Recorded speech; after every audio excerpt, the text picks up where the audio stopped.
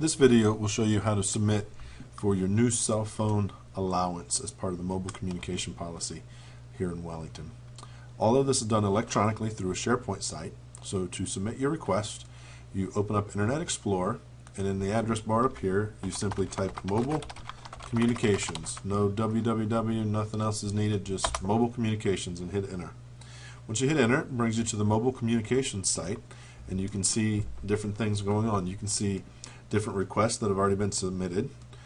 If you're a supervisor, you can see work order approvals that you need to do, items that are sitting there for your approval, or you can see everyone's approval. So if you've submitted a request, you can see who it's assigned to and where it's at if you need to ask a question about it. Also over here on the right, you can see my allowances. These are submissions that you have made. So as you can see in a previous video, I did a new every two reimbursement, so that's sitting out there. It hasn't been approved yet, so it's still there, but I'm going to go ahead and submit for my cell phone allowance so that the whole entire process can get going.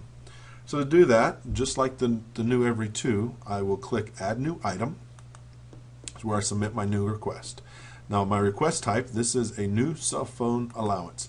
Once again, this form is the same, but it is very important that you do a request for a new every two reimbursement and a separate request for a new cell phone allowance. In the request, you give it a name, and so I'm going to call it Tom Ambergy Cell Allowance. And then in the requester field, you put the name of the person who it's requesting. Once again, this is the actual name of the person who will be getting the allowance. If you are an administrative assistant entering this for someone, please make sure you put in the name of the person who will get the allowance. The submitter type is also very important. The requester, what type of employee are they? Are they a general employee, a supervisor, a director, or a senior manager? Again, this is very important because this controls how the workflow works. So this is my request. I am a director. And then the supervisor's name, who will be approving this request for me.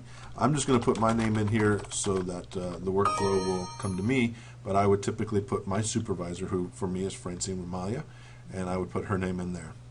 Now comes where I enter the request amount. Talk to your supervisor if you're not sure, but if you have been given permission to have a voice plan, that will give you $30 a month. So you enter $30 in your voice plan amount. And then if you've been approved for a data plan, you will enter $20 a month. So that's a total of $50, $30 for your voice, and $20 for your data. If you're just voice, do $30, and if for some reason you're only getting a data plan, just put $20 in there. Business purpose, you can just put per request. Once you've entered that information, that's all that's needed, unless for some other reason you want to put in some additional information in the business purpose, then you just have to click save.